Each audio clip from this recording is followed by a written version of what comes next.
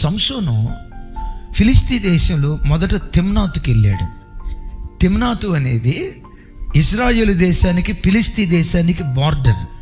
Just తిమ్నాత్ దాకే కదా అని border దగ్గరికి వెళ్ళాడు. తిమ్నాతు నుంచి వెరీ నెక్స్ట్ ఎక్కడికి వెళ్ళాడో తెలుసా? గాజాకు వెళ్ళాడు, ఇంకొంచెం లోపలికి. ఆ తర్వాత ఎక్కడికి వెళ్ళాడో తెలుసా? షోయరు లోయకు వెళ్ళాడు. షోయరు లోయ ఫిలిస్తీ దేశం యొక్క మధ్య భాగం.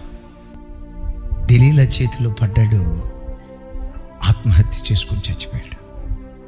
నీ ఫోన్కు ఎక్కడి నుంచో మిస్డ్ కాల్ వస్తుంది. ఆ మిస్డ్ కాల్కి రీడైల్ చేయటంతో అటు నుంచి, ఏమండి భాస్కర్ గారు, మీ గొంతు భలే ఉందండి, అబ్బా మీ స్వరం వింటా ఉంటేనే నాకు ఏదో అయిపోతుందండి. ఇప్పుడు మా భాస్కర్ ఎక్కడికి వెళ్తాడో తెలుసా?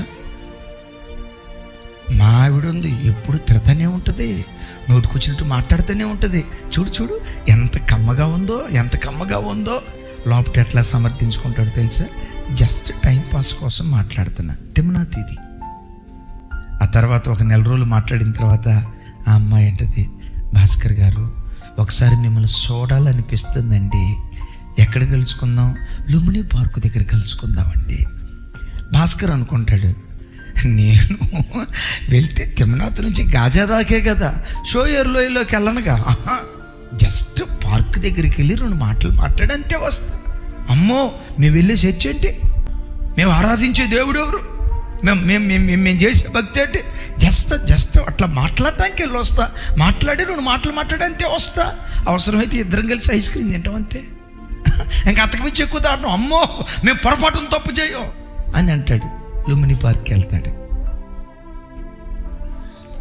మాట కలిసింది. ఆ తర్వాత దరిద్రానికి దిగుతాడు. బిడ్డ, సాతాను ఒకేసారి నేను పాపంలోకి ముంచడు, పాపంలోకి లాగడు. కొంచెం అలా తెలియకుండా లాక్కొని చివరికి ఎక్కడికి వెళ్ళిపోతావో తెలుసా? నువ్వు బయటకు రాలేని స్థితిలో ఊబిలో కూరుకుపోతావు.